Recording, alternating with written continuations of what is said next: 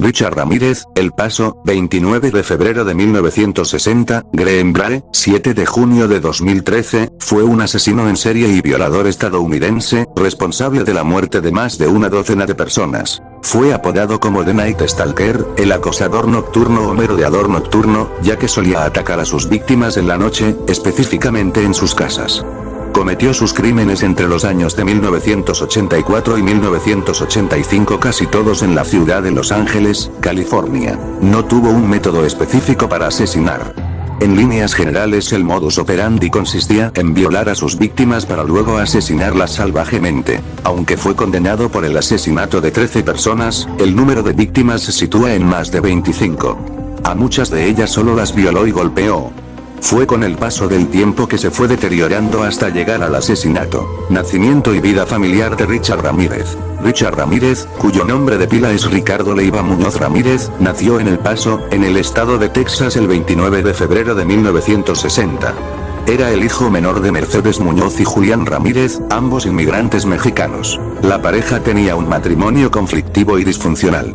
El padre era un trabajador ferroviario bastante violento que constantemente golpeaba a su esposa y a sus hijos. Tal como la mayoría de los asesinos seriales, Ramírez tuvo una infancia marcada por la violencia y golpes. De hecho, cuando aún era muy pequeño tuvo un accidente con un columpio que lo dejó inconsciente. Recibió un golpe en la cabeza mientras jugaba en el parque y fue suturado con al menos 30 puntos.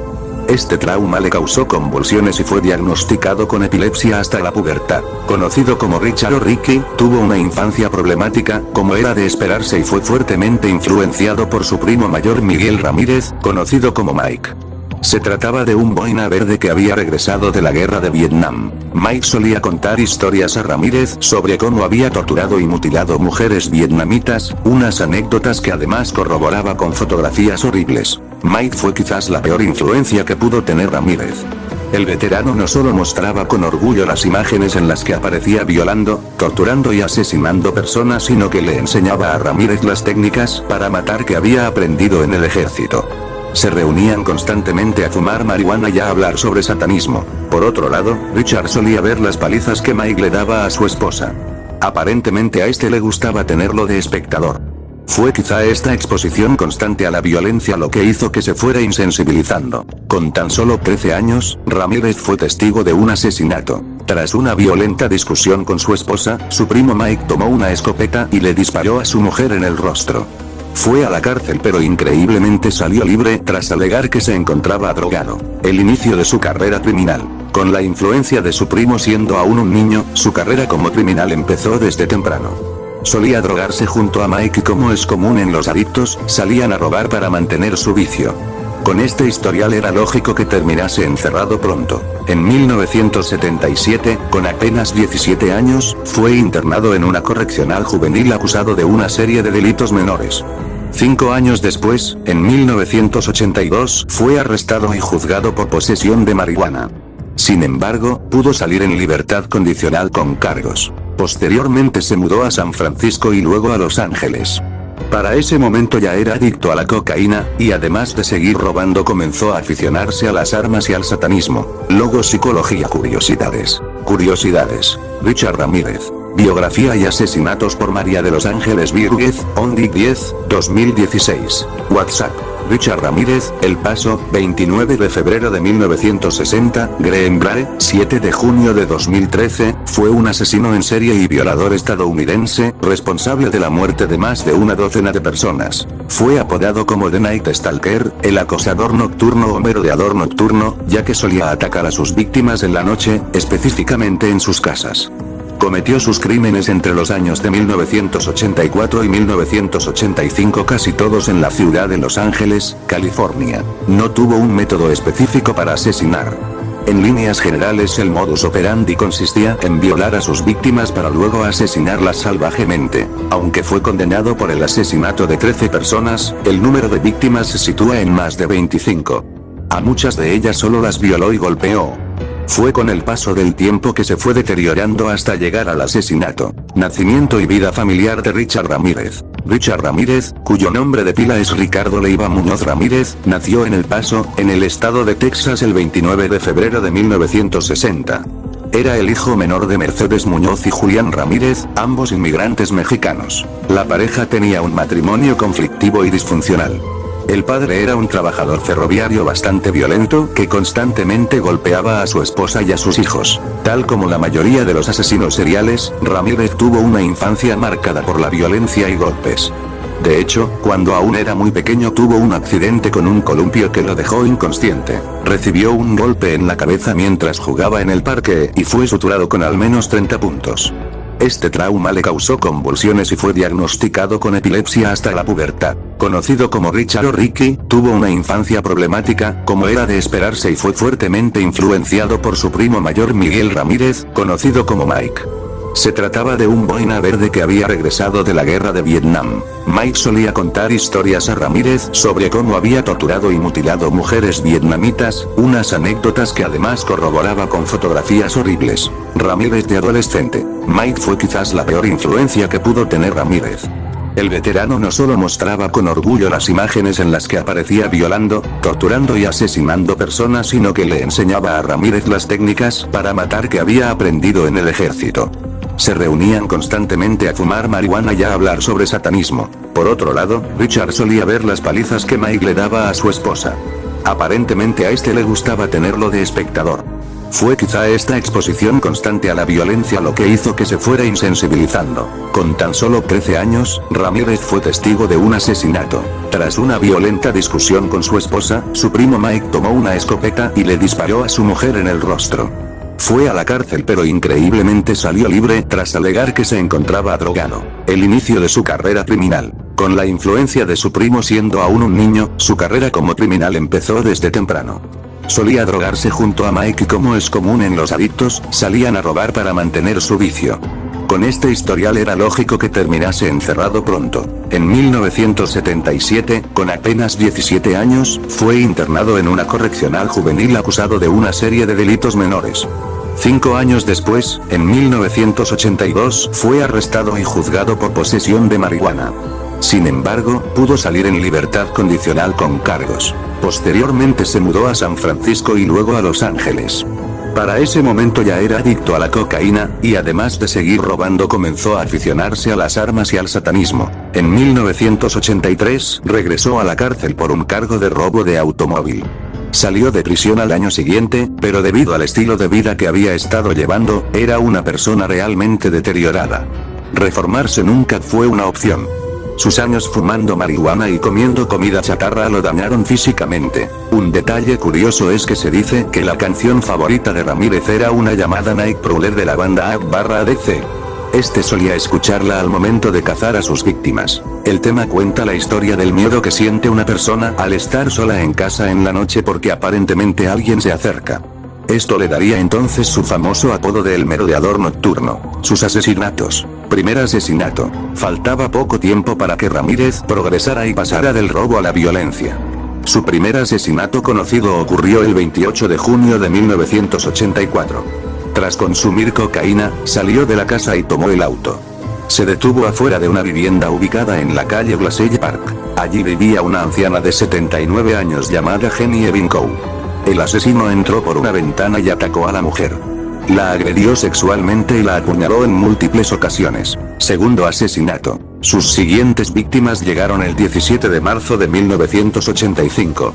Ramírez se dirigió a la casa de una joven de 22 años llamada María Hernández.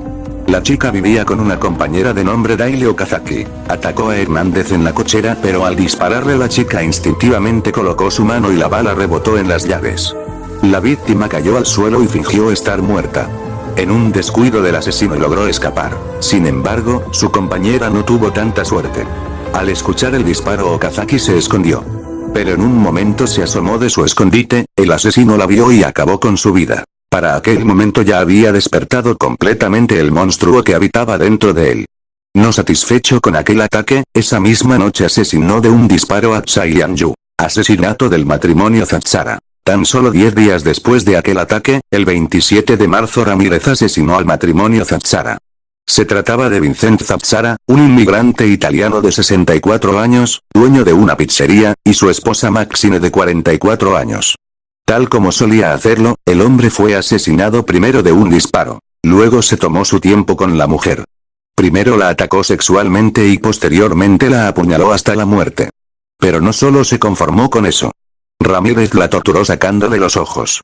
Años después aseguraría con desdén que la víctima se encontraba viva cuando lo hizo. Para ese momento las autoridades ya habían puesto en marcha una operación policial a gran escala. Sin embargo, la investigación no dio frutos. El problema estaba en que el asesino realmente no tenía un patrón establecido. A veces robaba a sus víctimas, otras veces no. Algunas veces les disparaba y otras veces las apuñalaba. El móvil nunca estuvo claro y esto dificultaba el trabajo policíaco. Asesinatos de William y Lily Edoy. En abril de 1985, volvió a atacar. Esta vez sus víctimas fueron William y Lily Edoy, una pareja de ancianos de 66 y 63 años respectivamente. Ramírez irrumpió en la casa y le disparó al hombre. Enseguida subió a la habitación donde se encontraba la esposa gritando, la amenazó y la golpeó. La llevó hasta donde se encontraba el marido agonizando para que lo viera y posteriormente la obligó a que le entregara el dinero y las joyas. La llevó nuevamente a la habitación donde la desvistió salvajemente y la violó. Gravemente herido, William Edoy pudo llamar al 911 aunque no pudo decirles nada. Aún así el servicio de emergencia fue capaz de rastrear la llamada. Al cabo de un rato llegó la policía y una ambulancia, pero para ese entonces el asesino había escapado. El hombre no sobrevivió pero sí su mujer, quien pudo dar la descripción del atacante. Otras víctimas. La comunidad de Los Ángeles estaba completamente alarmada. Había una especie de histeria colectiva, propiciada en parte por lo que se difundía en la prensa. Un mes después del ataque a los esposos Doy, el 26 de mayo Ramírez ingresó a la casa de Malvia Keller, de 83 años, y Wolfe Blanche, de 80 años. Atacó salvajemente a Malvia con un martillo mientras dormía. Hizo lo mismo con Wolfe, a quien además de golpear también violó. Fueron encontradas un par de días después. Solo una logró sobrevivir. Un día después, Ramírez encontró a otra víctima. Se trataba de Ruth Wilson, una mujer de 41 años que tenía un hijo de 12. El asesino rompió una ventana de su casa para entrar, esposó al niño y lo encerró en un armario. La mujer, creyendo que se trataba de un asalto, rápidamente procedió a darle al criminal todas las joyas y el dinero que tenía. Sin embargo, después de recibir el botín, el hombre la amarró, le quitó la ropa y la violó. Afortunadamente para Wilson, Ramírez la dejó con vida. Este fue quizá el principio del fin del asesino ya que con la descripción de la mujer, se logró hacer el primer retrato del criminal. Durante los siguientes meses, el número de víctimas aumentó. Había entonces una docena de personas que habían sido robadas, atacadas física y sexualmente, con indicios además de la práctica de rituales satánicos. Pero la constante presión mediática y policial, ayudada por las descripciones fotográficas de las víctimas que habían sobrevivido, obligó a Ramírez a abandonar Los Ángeles en agosto.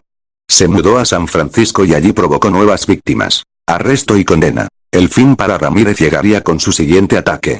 El 24 de agosto de 1985 atacó a William Carnes y a su novia. Al hombre lo hirió gravemente de un disparo y luego buscó a la chica. Tras desnudarla, comenzó a violarla.